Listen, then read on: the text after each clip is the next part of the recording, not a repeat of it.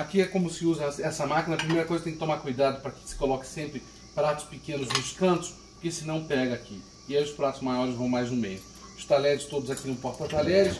Aqui em cima os pratos e copos. Os copos mais altos ficam no meio, para isso aqui poder ficar baixo.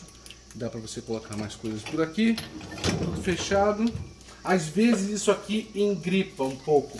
Então você precisa pegar, quando está muito pesado, você precisa pegar e encaixar, sentir o trilho. Você vai sentir que está rodando. Abre aqui.